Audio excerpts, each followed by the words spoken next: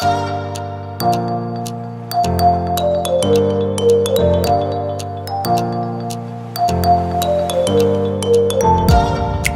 seekers back home in your quarantine. We just wanted to have a time to share with you some of our experiences abroad. My name is Jordan, and I'll be kicking off this podcast today for the first time, the Travel Tribe. And to tell you a little bit about my story, I had this typical route of most college graduates after they finish university. I started working the typical corporate job for about a year before I kind of realized pretty quick into it that it wasn't really cut out for me when doing the typical 9-to-5, week in, week out, became old. And I was sitting there and pondering and wondering, is this how the rest of my life is going to look like? And so this video came on. The song was called Where in the World is Matt, about a guy dancing around the world. And it really inspired me to want to leave my cubicle and go explore the world while I was still young. And I came across some interesting opportunities to go ahead and go abroad and work and teach English in South Korea, which started this whole journey that I didn't realize would last for the next 7 years of my life. After working for 4 years in South Korea, I ended up applying to an MBA program and doing a rotational program that rotated between 4 countries. So we started off in Germany for the first 4 months. Then we went to Poland for 4 months, then in the summer we went to China, and then we finished in the US afterwards. So I had all these great opportunities to work abroad, to study abroad, and to pursue different kinds of adventures. And before I knew it, 7 years of my life went by. And while I was pursuing these adventures, I kept meeting these really cool, quirky, and peculiar people around the world who were doing really fascinating things, whether they were dive instructors who were working on these super luxurious VIP super yachts in the Caribbean, to entrepreneurs who were starting their own businesses in China. And it really fascinated me when we have these discussions during my travels. And I would sit there and I would be like, well, I would really like for other people to get a taste of what it's like to, for example, live in an island and be a scuba diving instructor, or to go visit the Canton Trade Fair and try to start up your own e-commerce store. And so the more discussions I had, the more I realized it would be a really cool podcast idea to share some of these fascinating people I've met who are living these non-conventional lifestyles abroad. So without further ado, I would like to introduce our first guest today. Our theme for today is going to be a journey of 1,000 miles begins with a single step.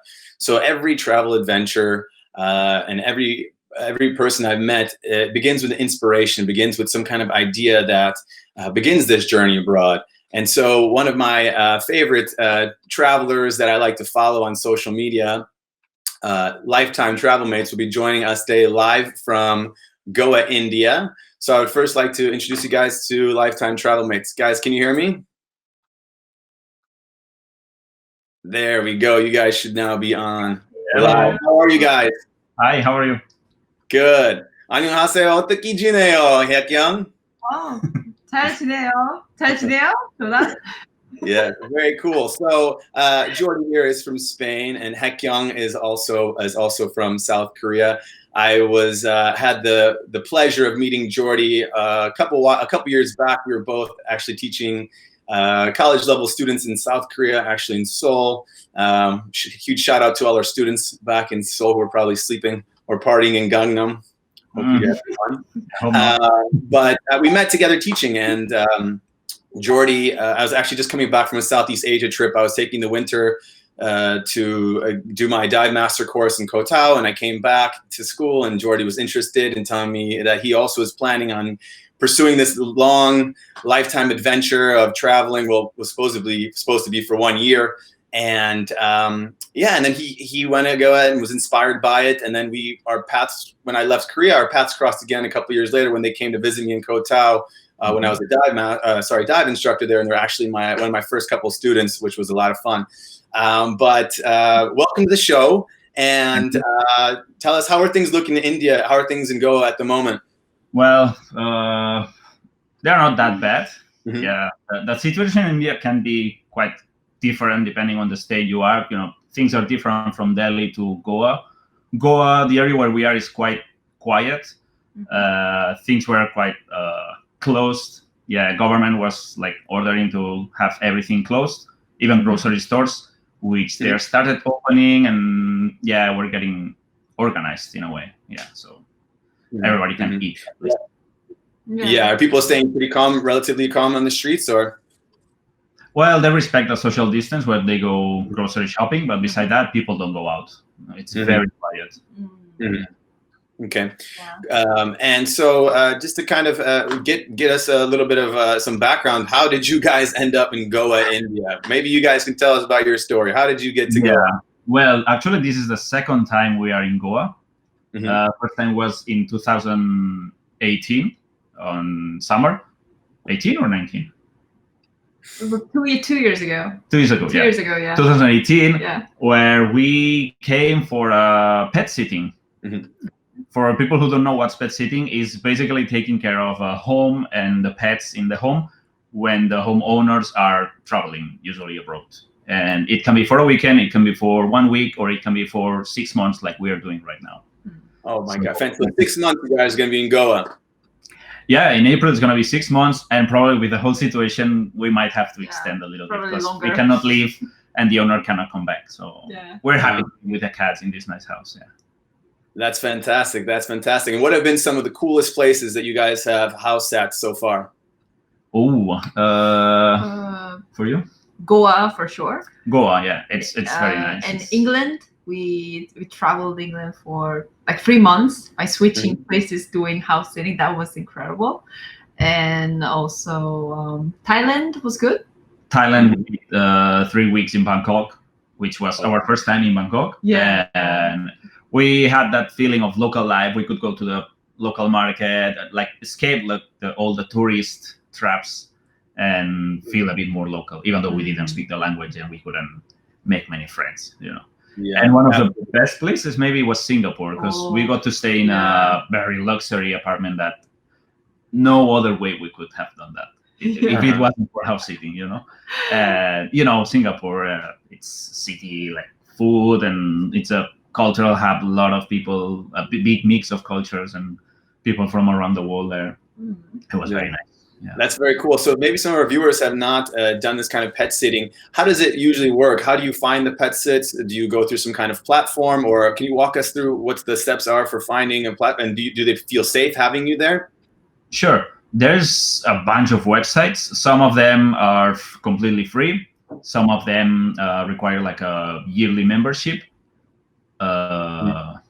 And what they do is to connect the homeowners with the travelers or pet carriers or house sitters.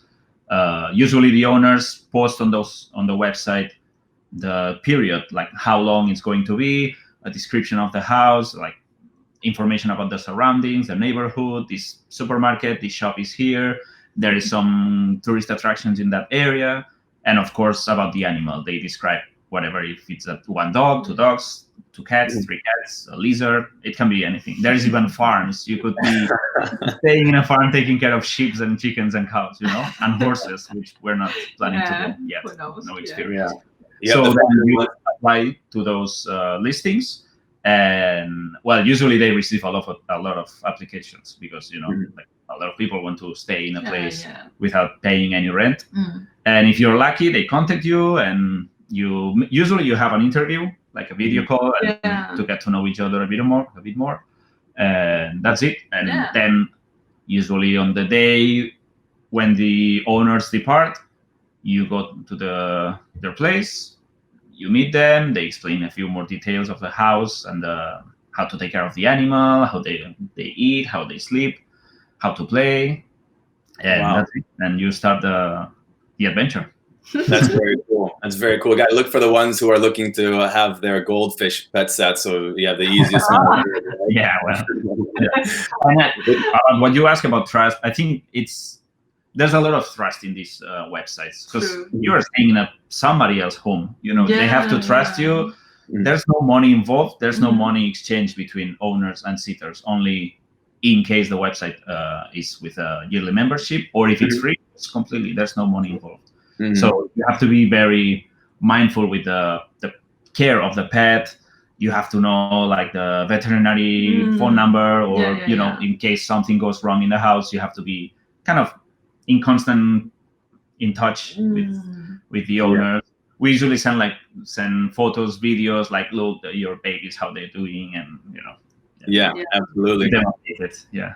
I did a pet sit myself in Chicago, and some really nice places, like beautiful sky rises with these gorgeous pools overlooking the entire skyline. And it was almost, honestly, it was just like an Airbnb experience. I just actually was inspired by you guys telling me about it when you guys visited me.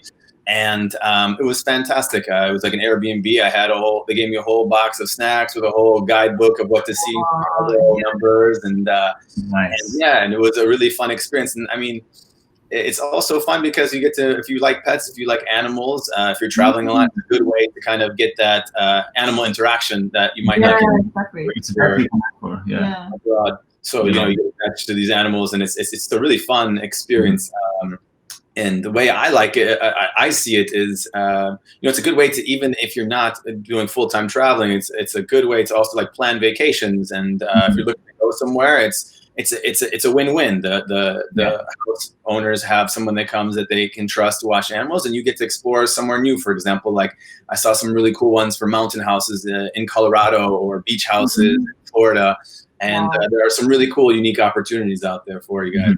Yeah, and you stay local, you get to know the neighborhood. You stay away, luckily, from the tourist spots, places. And you get to know your neighbors, maybe, and it's very nice. The local bakeries and local restaurants and bars, and that's one of the advantages doing the house sitting. Yeah, it's such a different experience than staying in a hotel where things kind of feel sterile. It's a home. It's a home, and you have the feeling that you can cook, you can, it's way different than being in any kind of accommodation. Guest house, hotel, hostel, even Airbnb. I don't know. Airbnb have this impersonal touch that everything is quite sterile, and there's no way to know what kind of person lives there. Maybe a little bit, but this is a home, and everything is just like the owner left it. The family photos. The magnets on the fridge. It's nice. It's at home. You're just being an intruder. You're an intruder for a few days or weeks in that factory. That's funny. That reminds me of a story. I remember when you guys visited me in Koh Tao, in the place I was staying. In my room, there was they had a picture of the king of Thailand. They had a picture of the hotel owner's parents, and then they had an empty picture frame. And I actually put my picture frame in there. And my friend years later said, "Why are you in my house in Thailand?" Which is what an honor. So it's pretty funny, but. The other point I wanted to mention as well, when you guys said this community feel, is I did actually 2 houses in Chicago, and there are 2 different parts of the city. One was in uptown, and one was downtown. So you get a completely different vibe if you're familiar with, I don't know, Chicago is very, depending on what area you have, you completely different vibes. And so it was so cool that like 1 week in this kind of like uptown area where it's still kind of like hipster and this kind of vibe, and then the next week staying upscale downtown city skyline. So it's really, really cool. And so one of your favorite house sits you would say is what, Singapore? That's hard, man. Every house had their perks and beauty. We stayed for almost a month in the middle of Ireland, in really countryside, surrounded by farms. It was a good experience. You can't compare. I don't like to compare and choose what's best. I mean, it's nice to be in a luxury apartment with your swimming pool, like with views from the city, but it's also having a small yard and really quiet, peaceful. Yeah, every house has its own like charm. It's really hard to see which one is the best. It's really hard to pick one. We always struggle to say, what was your favorite? This. No, that, because so there's always, it's very hard to choose, and we keep trying, and each is not better than different from the previous one, Of course. Yeah. It's like when people ask, what's your favorite place in the world? It's like, well, everything has its own vibe, Exactly. I like a lot, but I also, So that's pretty interesting. And so how long have you been doing this pet sitting for now? You've done this for like last year or how long? No, we started 2 years ago. Mhm. Yeah. Our first was in Bangkok during Christmas break. And then we didn't do any for around half a year. Yeah, then we for a did while. the Goa, this house, during the summer for 3 years, the monsoon For season. 3 months. 3 months. Sorry, 3 months. 3 years. And then we stopped until past Christmas. 2019, we did the 4 back-to-back in UK and Ireland. And then we took a break back in Barcelona to see my family and friends. And then we did one in Barcelona, you remember? Oh yeah, in Christmas, yeah. Well, it was a very short one. Very short one. Right. Yeah. And then we actually, house sitting was the reason we came back to Asia, to Singapore. Because we had this opportunity like more than a month, 6 weeks in Singapore. And we said like, we're not gonna miss this chance. I don't want anybody taking this opportunity. We have to. Yeah. This is our house. We don't own it, but this is our house. Yeah, exactly. Yes. So we did that, and then short weekend in Malaysia, in Kuala Lumpur, right before we went back to Korea for some holidays in September. Yeah. Okay. If you ask like what would be the best house, could be Singapore, no? As a house, yeah. As a house itself. But then the pets are different, and the surroundings. It's very hard to say. Yeah. So just so I understand, so this is kind of like your primary way of living nowadays, right? So it's like you don't have your own house base, but you'll stay in a place for 2-3 months, and then you'll plan the next house sit. Is that correct? Yeah, mostly. Yeah. Well, we try house sits. If we don't get any, we just travel and do a little bit like backpacking for say 1 month, 2 months, depending on. We're getting a bit tired of the house sitting? No, not house sitting. The the rush of the need to keep moving to a next place, to some popular place. Like, it's once you start house sitting and do it quite regularly, you get too used to it, and the coziness of a home. Now we're working from home, so we need some like base and kind of a schedule. Yeah, that also kind of changed our travel style, like working online. Yeah. So that's kind of interesting. So how do you guys pick your next destination? Is there a way that you guys could decide, or saying like, hey, it's like, for example, you're in Europe and it's cold in England, you're like, hey, I need to get out of here. Like, some cool house that comes up, or how do you decide your destinations? Mostly we check the house sitting website, and then we just go through all the opportunities there, and then we kind of like I don't know, like three or four places we send an application, and also based on proximity mostly. We don't want to take like transoceanic flights to go through the side of the world. Like, of course, if we can go by land, perfect, but usually it's not the case. So short flight, low cost company, and you're maybe on the next country or something like this. Singapore was an exception, because we were back in Spain and we said, no, we have to go there. But the ones we got in UK, they were like 1 hour train from each other, Yeah. So, that's 3 weeks each, back to back, and then one short flight to Ireland. We spent from February to mid-May, end of May, constantly house sitting, except maybe 1 or 2 nights we spent in between in a guest house or a cheap hostel. Yeah, that's really cool. You mentioned this, and I think it's really easy to get lost in these listings. Like, I remember like looking up the cool mountain houses in Colorado. I'm like, I could definitely watch a sheep for a month in Colorado, or a novel, or I could easily go to Cuba for 3 weeks to watch a horse. Yeah, it's tempting. Yeah, it's very tempting. Really. But I mean, why not, right? We don't have a home base. We don't have a rent to pay every month, so we are. Well, we're homeless, right? we have no rush coming back to Korea or Barcelona, because we are now on the move. So.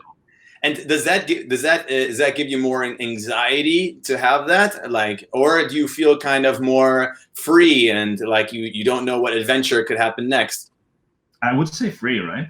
Yeah, I would say free, but this like coronavirus thing. Well, that's when now. When it just happened, I just thought, maybe I could have a house, maybe I feel safer. But actually, that's not right. I have a house right here. Yeah. So we're safe. We're better than like any other. Yeah. Like in any other places. So. Yeah. No, I would be more anxious thinking that I have a mortgage to pay month by month. I would be so like, oh my God, I cannot quit my job. I cannot do a long trip. I cannot do these things because I have this pressure of, paying rent or paying bills and all that stuff. So we kind of decided go like 0 bills. Our goal before departing was like no bills to pay at all, no debts. And we started with some savings, about 3-year savings, and no home, but all the money was focused on staying and food. Yeah, of course. So let's take it back a couple of years back, and before you kind of got into this new lifestyle of being abroad, what inspired you to want to take this adventure? I mean, I don't think it's an easy decision to tell your wife or your husband saying, "Hey, I have this idea, just like leave it all. Let's just go." Take this backpack and So quit your job. job. How did we start? Well, back then I was teaching. I was a Spanish teacher, like I am now, but offline. I was going to different schools and all. And Haken was a flight attendant. Yes. And when we got married, we were both working, and we realized that we didn't have much time to travel. Yeah. We always had to. She had to ask for days off, or I had to ask for days off. And most of the times when we had some long period, like let's say 2, 3, 4 weeks, I always had to go back to Spain to see family and friends. I felt this kind of obligation of going there. And we said like, wow, if we keep going like this, we will never be able to do like a full, enjoyable long trip, even in Southeast Asia, which is kind of close from Korea or Japan. We were doing like weekend trips to Japan mostly, right? Maybe some islands in the Pacific, Saipan and Guam. And beside that, we didn't travel. And even with this short time, every time we had to go back, take a flight, we were like, we would like to stay longer, and we don't want to go back now, and we really wanted to have like a long-term travel. And freedom to say we don't need to go back home next day, and we can just keep going, and even though it's in a low budget, we just keep going. That's what we wanted. Yeah, of course. And I know what you mean. It's kind of like I always had this feeling when I would do this 1-week trip when I was living in Korea to Thailand or Bali, and you get there in the first 3 days, like, this is amazing. And I'll think about, oh wait, I have to go back in 4 days, Exactly. It's depressing to go back from vacation, right? Why not keeping it as your lifestyle? Exactly. And even from like a financial standpoint, your kind of biggest expenses are going to be kind of those flights. And so each time you do this 1-week trip, I mean, you're already paying for the flight, which is your biggest cost expense. So if you can, it's really cheap to do this like long-term travel, which we will talk about later. We were talking about this yesterday, you kind of switching to the slow travel. Talk about later, but you realize that instead of doing this quick 1-week trip, I want to go to Mallorca, or I want to go to Thailand or Bali. You spend a lot of money, that initial cost to get there. When you could actually do it right and see stay for longer term and really milk the value of your money by staying long term, because we have such different prices when you kind of start living that slow travel that we were talking about yesterday with me. So you guys had these kind of quick trips, and you guys I remember Hekyon, you were telling me that you were kind of getting a little frustrated working as a flight attendant. And Jordy, I remember you in the office, as much as we loved our students as well, kind of dreaming about leaving the world. So how did you guys have the discussion? What sparked it? Was there some kind of one trip, or did you watch some video, or what kind of inspired the idea? I would say there wasn't a moment. There wasn't a click. Since we got married, we said, okay, now we're married. We have a home. We started like having a common bank account, and we started saving. We said, okay, maybe someday. Actually, I don't remember if we said like, let's quit everything and leave everything behind. When we got married, we made this like a bank account, and then we kept like saving some amount of money, but we didn't know when we were going to be able to use that money, because we were both working, busy, and then we keep saving, but we never know. someday we'll do it, someday we'll do it. And then Yeah. suddenly, like, maybe it was the time that I got really tired of my job. After 3 years. Like, after 3 or 4 years, I was like, oh my God, I can't do it any longer. I hate it so much. I didn't hate my job. I How could you make her sorry to miss my Come job, on. but I understand. Yeah, okay. Yeah. And then that was like oh, let's do it. And then I started like calculating how much we have saved up, and then I thought it's quite enough, not for forever, but for like 2 or 3 years. Mhm. So we thought, okay, it's enough. I can't wait any longer. And then Yeah. you said, oh, okay, why not? Yeah. And The thing is, initially we thought one round the world trip for 1 year. yeah. Yeah. We said, okay, we travel for a year, and later we find a place to live. Whether Korea or right. Spain or maybe some other country. One of the goals of this round the world trip was finding a suitable place, cheap enough, nice, good weather, Mhm. that we both liked, and we couldn't find it yet. That's why we keep traveling. Yeah. In a way. I know how it is. The ever wandering, trying to find that perfect destination. I mean, Yeah. I always say the world is so big to stay always in the same place. I don't want to be always in the same city, Of course. same streets and same people. And no, I mean, and we can, right? I mean, there is flights, there is buses, there is trains. We have the possibility to move to some other country and try to make a living there. Why not? Yeah, absolutely.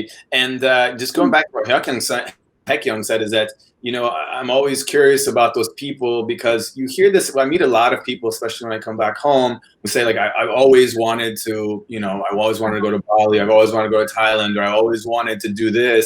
But just as you were saying, they keep pushing it back and back and back. And before you know it, 1 year becomes 2 years, becomes 5 years and 10 years. And before you know it, you're only having more and more responsibilities, whether it's you have a child or you have a mortgage. And so kind of, how did you make that decision saying like, enough is enough? Was it the job was enough one day, Haekyung, that you said, hey, I need to get out of here, or what? The job was like, I can't take it any longer. So that was a main point. And then also, well, actually, we were not, we didn't really own our house. We were like paying rent, it was easy for us to just stop paying. Yeah. And then there are not many obligations actually for us. So no kids, no pets. Kids, no pets. So it was. I think it's important to know that like those are the kind of situations when you have that ability. That's why I always recommend young people, when they have that opportunity, when that window is there where you don't have those obligations, but maybe you might not have so much money in the bank, that's that perfect time to go, is to take that risk then, because the older you get, it's just more likely you're going to have these responsibilities. So, but it takes a lot of courage, I think, to make that decision, because we were talking about this yesterday, and I was kind of mentioning to you what I want to discuss is like, how do you overcome that fear? Because you're taking something that you're doing each week and each month and each year, and you're comfortable with it. Your money comes each month. You have your friends, you have your family. You know how everything looks, and all of a sudden you are going to make a decision to the unknown. You have no idea like, what it's going to turn out. Is it going to work? Will you have enough money? Will you go broke? All these fears start popping in your head. Will I have friends? Will I hate the person I'm traveling with? Like, will we come back together? Right. So did these fears come in your head before making this decision, or did they not? Oh, well, I didn't really have fear, but you meet friends or family, they say, oh, what if you guys break up in the middle of your travel, and then what if you divorce, or it's gonna happen, and you never know. But I thought, maybe they could happen, then let it happen. That's the destiny. That's the destiny, You would have to change the name right away. Lifetime Travelmates would be like 3-month mates. Free travel. Looking for a Travelmate or something like that. Or a Travelmate. No, we were not. I think we didn't have any fear of into the unknown, But at least at the beginning, when we were saving, thinking, we're gonna quit everything and start traveling. But as the D-Day approached, as we were, when was it? We departed October 12th. Yeah, but around September we were like, wow, this is real. We already told the landlord that we are leaving this place. I start selling most of our belongings, and wow, this is real shit. But then you think there's no way back. There's always a way back. Yes. Like the worst thing that can happen is you don't like the country, or worst thing that can happen, you die. Then you don't have to work. The others have to work. But the worst thing you can happen, okay, it's too expensive or more expensive than you expected. You can always buy a plane back home, not a plane, a flight, and try to get a new job. I mean, a lot of people might have this kind of situation after this Corona situation. And I don't want to get negative now, but I mean, most of people, they were like hesitating to start the long-term travel because they're afraid of losing their job, they're afraid of losing their house or all the money. But we didn't have this kind of goal, like someday we're gonna have a house, buy a house, or we're gonna have a like permanent job. We didn't really set these kind of goals. So maybe that's one of the reasons that we could just leave that and just leave. Plus I think we valued more the time of fully enjoying your life rather than keep making money and not knowing when you're going to be able to travel or break these fears and travel for real. That's such a valid point, and I think it really comes down to like prioritizing what's really important to you. I'm the same way in that I never idolized this big house and 2 cars and all this stuff. That was never really anything that was really ever something that I really wanted. I know it was kind of in movies and all that stuff and trying to make me excited about it, but to me, it just never gave me that kind of fulfillment. Like I bought a car in high school and I was super excited the first month, that wore off super quickly. And when you meet people, like when I meet people in Thailand traveling for the first time, they're always just kind of surprised that like, wow, like there's just so much more out there than, doing this Monday through Friday grind. And I kind of talked about at the beginning of the show is that I did this grind for the first year. We had like 1 week of vacation, and I remember being so miserable, wondering like, is this just what it's going to be like for the rest of my life? And so I had that kind of same point you did, Haekyung, where I was just like, I was fed up with things, and I was like, this cannot be it. This cannot be what I'm going to be doing for the next 40 years. Like, the signs from the universe giving me that pain, saying, hey, you need to take some kind of action. If you would idolize something else or envision something else, then you have to get after it because you're not happy doing what you're doing. And kind of what you did, Jordi, I had a similar situation, and I think this is a way that I bypassed that fear. Is someone told me, because I wanted to teach or I wanted to go to abroad, and I thought this is such a good opportunity, and someone said, check out Korea, and then I interviewed, I went to a recruiter, got a job, and it was like 7 months in advance, so it didn't even feel real. So I told my friend, when I was like, hey, I got a job for Korea next year, it just sounded so far away, it just sounded something cool, and I was like, this is cool. And then it wasn't until that like month before where I was like, wait, where is Korea? Like, what is there? Do I know anyone there? Like, what food do they have there? And that's what helped me get over it, was creating this longer distance from D-Day, because it didn't make it real. Like if I had to go to Korea in 2 weeks, I would be freaking out. I was like, no, I'm not doing that. But since it was in like 7 months, it didn't feel real. And I'll never forget, I actually got to Korea. It was in February, I think 13th, 2013. And I just came from Thailand, my first time in Thailand. I was amazed. I was like, wow, this is crazy. I get to South Korea in wearing a tank top and swing trunks without realizing how cold it was there. And it was just like culture shock. It's snowing in Korea. It's like the weather in Chicago. And the guy's like, I'm trying to get the bus to my hotel. And I'm like, Yuksum. He's like, what? I'm like, Yuksum. He's like, what? I show him the sign where I'm supposed to go. He's like, oh, Yuksum. And it was just like, I had no idea, but when I put it so far in advance, it kind of, those scary situations didn't give me enough, like, it wasn't until that last week that things started hitting. But at that point, there was no backing out. Like I had already bought my ticket, I had already invested my money, I had already told my job that I was leaving. So, doing it far in advance, I think, at least for me, helps me make those kind of decisions. take those kind of risks and stuff like that.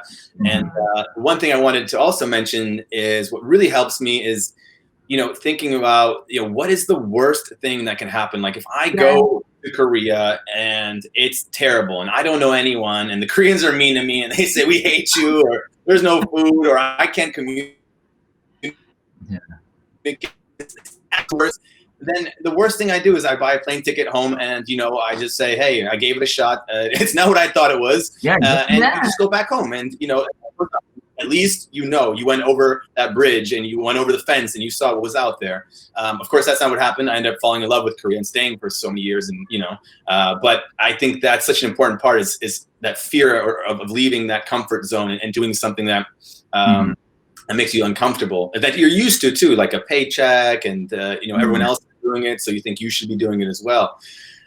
So let's move forward then. So you guys decide, hey, like now we're going to do it. D-Day's coming. Jordy's selling everything, the goldfish, the cat, the couch, keeping his Xbox. It's time to go.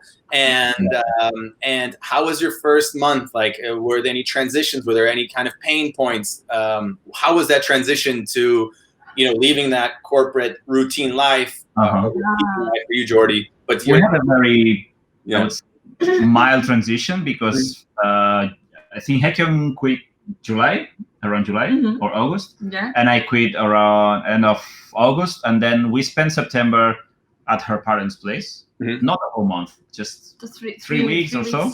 So we already left home and sold everything, and we went to her parents' place with the backpacks and just a few boxes to live there. And that was kind of the beginning of the transition, like it wasn't our place. Of course, it was her home, but it was we don't have our own place anymore. We are here temporarily, and it was October 12th when we flew to Okinawa, Japan. So the transition was 3 weeks of staying at Haekyung's parents, where they were trying to convince you to stay. They were yelling at you. Don't express it better, man. No, actually, by then they were kind of enjoy, but they didn't expect that we would still be traveling after 2 years and a half. They thought it would be 1 year, like we thought. We left Korea having 3 flights booked. The first one was from Korea to Japan, and then to Taiwan, and then to Vietnam. And from there, it was like adventure, because we were planning to travel by land from Vietnam to Cambodia and Laos, land borders crossing. But transition wasn't that strong. It wasn't like, boom, quit your job, next Monday your flight. No, it wasn't like we were quite busy, so we didn't. We're busy with we the didn't vaccines have and any, selling. We were busy. Choosing the right backpack, like first months we planned a lot. We planned a lot with Okinawa and Taiwan, like what to visit, what to see, because we knew it was limited time. We knew we had the next flight booked, so we knew it would be. How long was in Japan? 2 weeks in Okinawa? 2 weeks, I would say. Around 2 weeks. So we knew we have 2 weeks to see this, whatever, like the points we want to check. And same with Taiwan, and similar with Vietnam. But then in Vietnam, we applied for a 3 months visa. So we had plenty of time. That's when we started volunteering there. Our first, after 1 week in Vietnam, we started a volunteer program teaching kids. That was about 2 weeks.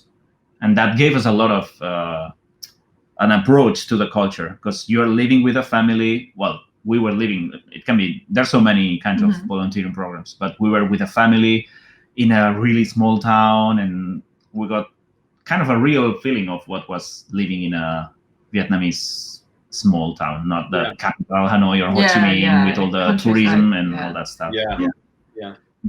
That's very cool. And so you transitioned, and then you decided that you're going to volunteer, and then at some point, did you guys start thinking, hey, we should get jobs, or was there some kind of where did the work come in? Did you guys have jobs or wanted to get jobs, or how did that happen?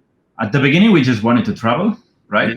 Yeah, I just wanted. But of course, we wanted to travel cheap, so we applied to couch surfing and house sitting. Yeah, by then we were registered also, and Workaway, the volunteering thing. So we said, okay, it's a good way to stay for a while in a country where they provide accommodation and food.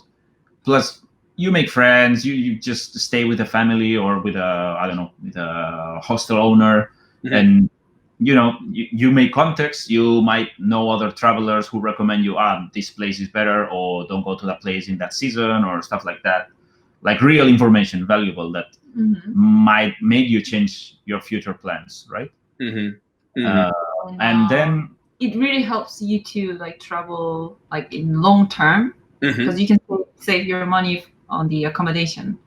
So and we wanted to travel longer. We planned 1 year, but the more we travel, the longer we wanted to stay in one place and experience the local life. So we gotta cut down on our spending. I mean, we're not really strict on checking all the budgets and stuff, but still we had this mindset that we really need to cut down on our, Jordy needs like 2 buckets per night in Kaosan Road instead of 1 Oh no, we are quite anti these kind of things. Yeah, we didn't know the world was so big, so we hey, wow, distances are long and things take time, so we better slow down and take it easy.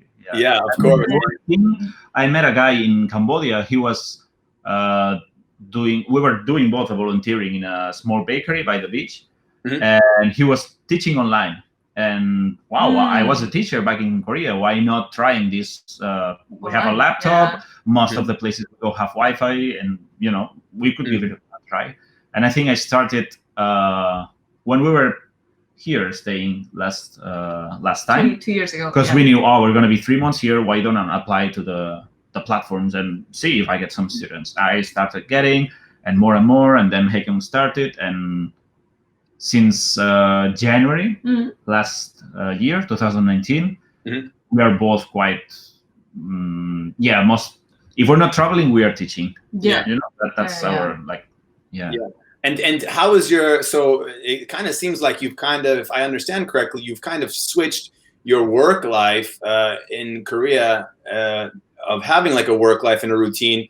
You switched it to what you're doing now, except you're staying in different places, you're exploring new communities, you're also, of course, doing Lifetime Travelmates.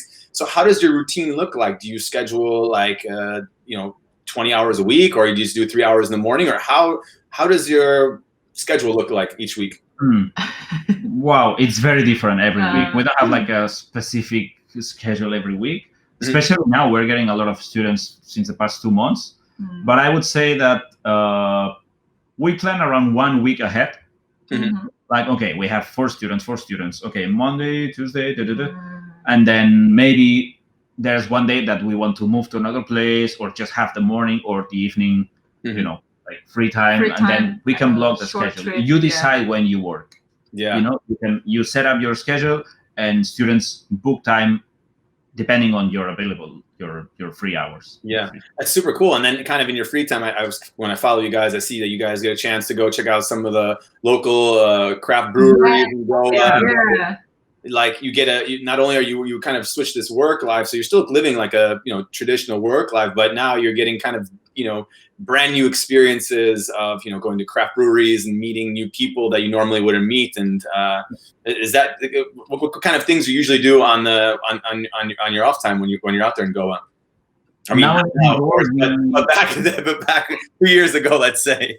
2 years ago. Well, 2 years ago we weren't working both, but most of the stuff that when you're on vacation, like go to the beach, relax, maybe some bar, trying food. We're quite foodies, so we like to go out and try different local or non-local food and enjoy. Was it a few months ago, the reggae festival in Goa? January? Yeah, I heard about this reggae festival, the biggest reggae festival in Asia. Cool, we said, we could try, why not? And it was 3 days. Friday, Saturday, Sunday. 2 days off. We blocked the schedule for 2 days. 3 days. So 3 Friday, days, 3 days. Sunday. And then we enjoyed the reggae festival by the beach, drinking beer, and then we thought, this is life. Vacation within vacation, because it was Sunday, and we were thinking, okay, tomorrow we work. But doesn't matter, because we can just take the day off anytime. And one of the things we enjoy now doing is we are helping. Have you ever heard of Sofar? Sofar Sounds? No. Sofar Sounds, it's like secret concerts that take place in secret places that you don't know until last minute. And people apply not knowing the artists or the place or the time or the anything. And we started going there as an audience. The first time we were here in Goa, and then we became friends with the staff. They are all volunteers. No one is making money out of that. Oh, wow. And then it's a platform to promote like local artists, well, national, not just Goans, but and it's a global platform. So it might be in Chicago or Barcelona or everywhere, Seoul. Yeah. Most of the cities in the world have so far sounds thing. So we became friends, and once a month we have to prepare this concert, and it's a nice thing. And wow, of course we meet outside of these things. Yeah, that's really cool. It must be either so secretive that I don't know about it, or people just don't like me and they're just not inviting me to these things. You have to no you have to be interested. Like, it's for music lovers, like, Oh, okay. Wow. Secret concert, you apply, and then if you make it into the guest list, perfect. If you don't, next time you try. Yeah, cool. Nice thing. This whole secret thing is actually funny. I was just in Thailand a month ago with my my cousin, and it's so funny, especially in Thailand. You hear all about this secret. There's a secret beach here, or a secret party there, but it's never secret. It's like everybody knows about it. The moment they tell you, it's not secret anymore. Exactly. Yeah, everybody's at the secret beach. Yeah. We could change the secret for quiet or less crowded beach, but there's no secret anymore. Unknown. Especially with this Instagram era we are living, that there's no more like secret spots anymore. Yeah. Everybody knows everything or posts something, but it's okay. Yeah. And I wanted to also touch base with you guys on, we talked about this a little bit yesterday, and I had the same experience when we were talking about it. I was like, oh, this is interesting. We were talking about slow travel, or Jordy, you called it slow travel. And I think my style of traveling has really changed since when I was younger. When I was younger, I just wanted to see everything and anything, and I just wanted to be shocked, and I wanted to go as quick as possible and just do everything. And over the last couple of years, it really, really has changed, and more that I want to kind of immerse myself into communities abroad. So as you guys know, I'm into diving. I was a dive instructor, so I was part of the dive community in Thailand, which is like a big family there. I'm part of the expat community here in Poland. I had my soccer team in Korea. I really like immersing myself in communities. And so it's changed. It hasn't been like, I want to see everything. It's more like, I want to stay here for a little bit and kind of see what this vibe is like. So it's funny to me, your transition from this, hey, let's take a year and travel and see as much as we can, to, hey, I like this slow travel kind of vibe. Yeah. What was this transition? Maybe with the house sitting, with the first house sitting in Bangkok, we felt like Bangkok wasn't on our first priority to go at that time. Of course, we knew we would hit Bangkok at some point and travel around Thailand, but it came before we expected. So we didn't plan to any specific places in Bangkok to visit. We were just staying around that neighborhood. And yeah, of course, some days we were visiting the famous and popular places, but not with a checklist, or not rushing at all. Okay, if we make it, we make it. If we don't, maybe next time. We try to make that place where we stay home, and you don't do touristy things at in your own home, right? I mean, when I'm in Barcelona, I don't go every day to touristy spots. I know it's a touristy city, or you're from Seoul or you're from Chicago, you don't go usually unless you have visitors. Yeah. So we try to do this kind of thing, because that's the authentic city, probably. Like, the real Bangkok, it's not just Khao San Road. It's just a part, but we like to see how the locals live and how is the life without the bubble of tourists in all that stuff. Yeah. Of course. Yeah, I'm the same way. I kind of, every time I go to Thailand, Bangkok, I have to go through there. I have a friend who lives there, and it's really cool. And he takes me to these parts of the city that I always, when you think of Bangkok, you think of this Khao San Road, touristy backpacker thing. But there are really cool parts of Bangkok to explore. And I think it's either somebody that lives there, or you do this house sitting or pet sitting where you get a chance to really kind of take some time to explore those areas that are usually not making it on the maps or the Instagram pages of what's the top things to see. Yeah. So that is pretty interesting. So you kind of move to the slow travel lifestyle. You're getting this chance to kind of explore cultures, and so also is kind of interested in telling people about kind of the shift of people like you, these kind of digital nomads that it's becoming this like almost a cliche word that nobody wants to say, like I'm a digital nomad. Yeah. It's like a fancy word now. It's Yeah, not work abroad.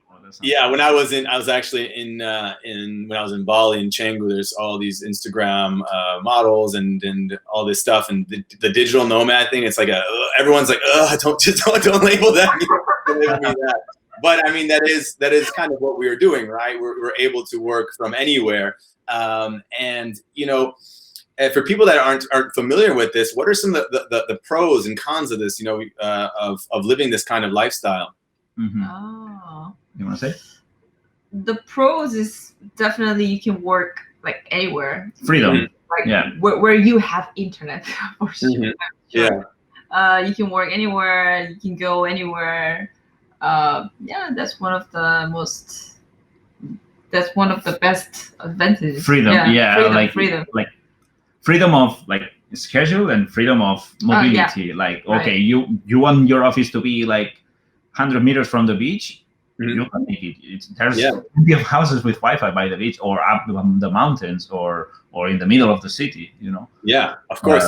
And of course, if you're just kind of talking about this yesterday, is that if you get paid in U.S. currency or Euro currency. Exactly.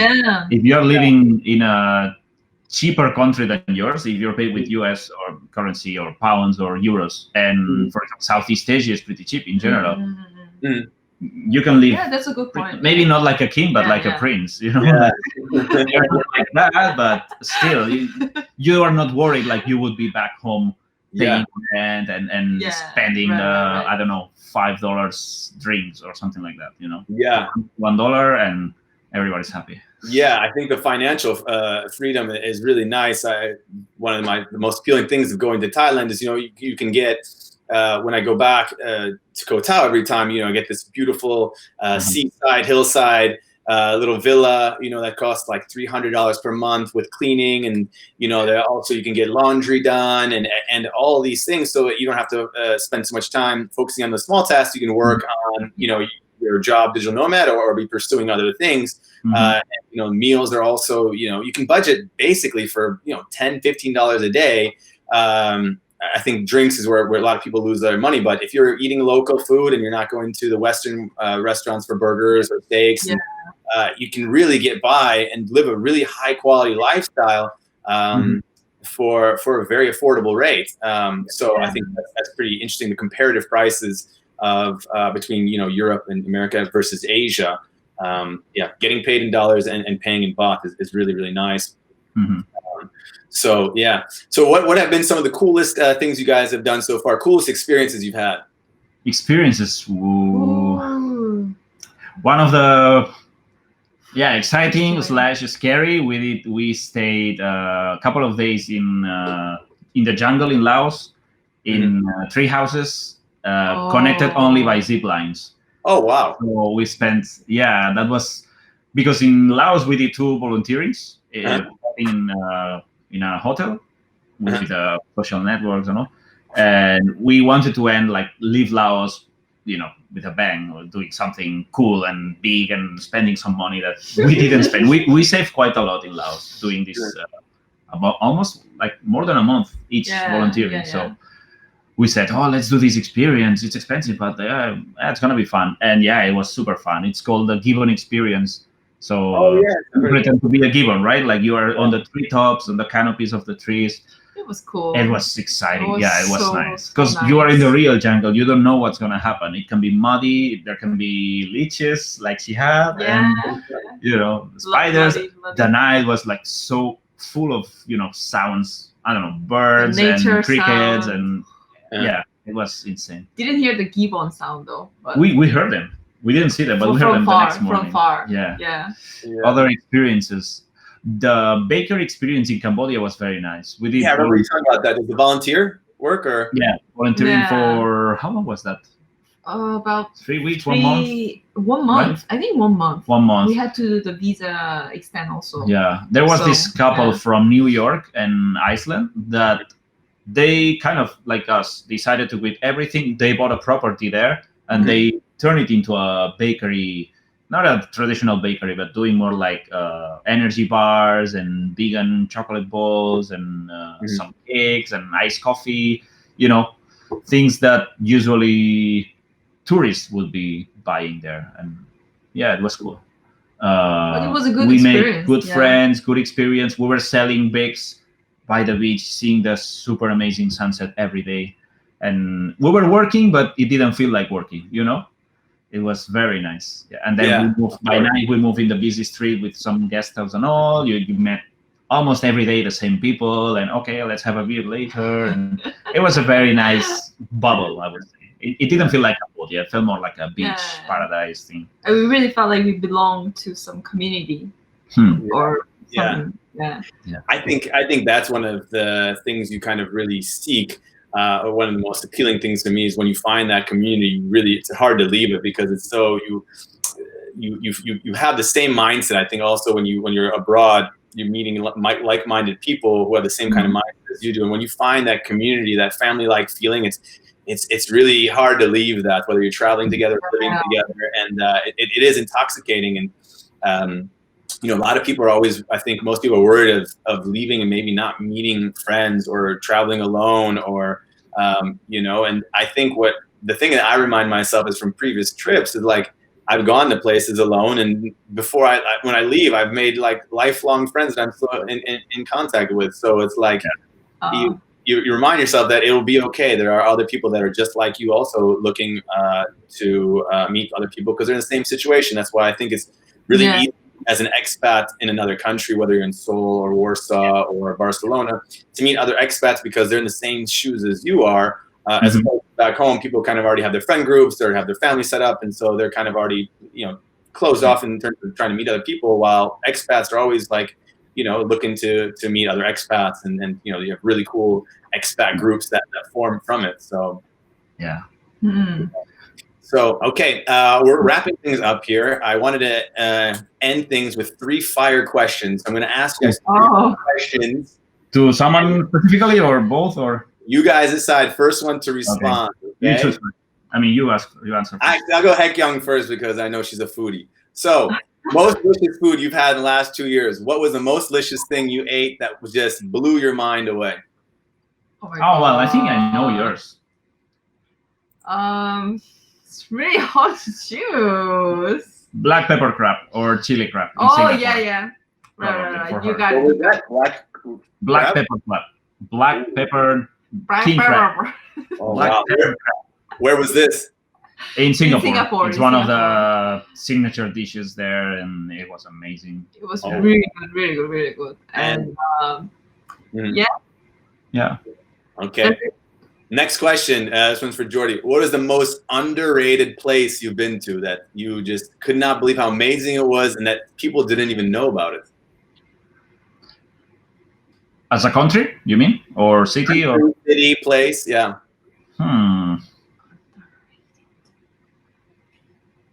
Oh, in Malaysia, we were in an island called Tioman, and it wasn't that touristy. It was kind of Kotao, but even less touristy and very local. There's almost no cars at all, just some bikes around, full of like really nice beaches to practice some snorkeling or diving. And we plan to go there someday there. Yeah, to go there again. Oh, wow. Yeah. Really cool. I've never heard of this. It's an island off of Malaysia? Yeah, it's kind of east coast of the peninsula. Okay. Maybe 3, 4, 5 hours from Kuala Lumpur. Okay. Wow. That's really good. Okay. I'll have to check that one out. All right. Last question. This one's for both of you guys. Are you ready? Yeah. Most embarrassing moment while traveling. What has happened to you as most embarrassing? Oh. Wow. Embarrassing. Oh. Like Heck Young diving?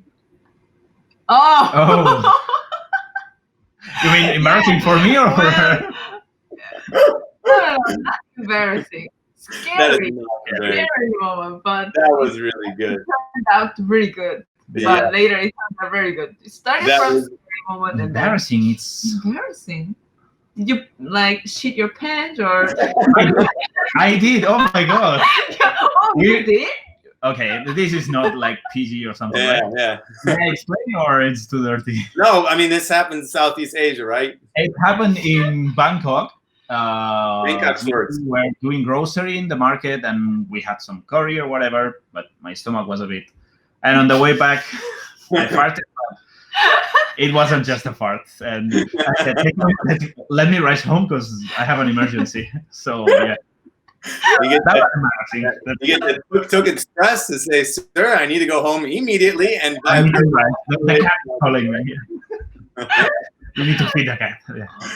So yeah, probably that's the most embarrassing, I guess. That's funny. I was actually just, when we were talking about diving, Hek Young, I was just thinking about, to give you a little context, Hek Young is an absolute legend. She just learned how to swim 3 weeks before visiting me in Koh Tao. And she was super nervous to go diving, but she did the swim test, she passed it. And the first time she was underwater in her first open water dive, eyes wide open and just staring at me the whole time. And I would be like, "Hey, Hek Young, look, there's like a whale shark." And you would be like, you wouldn't move your head. You were frozen under the water. Yeah, we can say. Yeah. You were a legend. You did a great job when you finished the course. We had so much fun afterwards. Thanks to you. Yeah. So much fun. I loved it. Good times. Well, yeah, fucking awesome. Yeah. Yeah, there it is. Cool, guys. All right, well, I'll wrap it up. Thank you guys so much for being on my on the podcast kickoff of Travel Tribe. I had such a blast with you guys catching up and hearing about your journey, hearing about your adventure, and some of the tips and tricks you guys have had of being able to turn your 1 year adventure into this 2.5 year plus adventure of a lifestyle kind of now. Mm-hmm. I'll be following along and seeing how things turn out for you, because it's always fun to see what you guys are up to in the world. If you would like to follow Jordy and Hek Young, they are on social media. They're all over the place. They're at Lifetime Travelmates, They're on Facebook. They're on YouTube. They're on Instagram. They're always doing fun little videos. So if you're interested in all and seeing what their lifestyle looks like, the cats that they house sit, some of the cool places they see in Singapore, definitely check them out. I know I like watching them, and I've learned so much from them. And so thank you guys so much. Kamsahamnida. Thank you for having us. And for the next episodes. All right. Ciao. See you. See you. Take care. Bye-bye. Namaste. Stay safe. See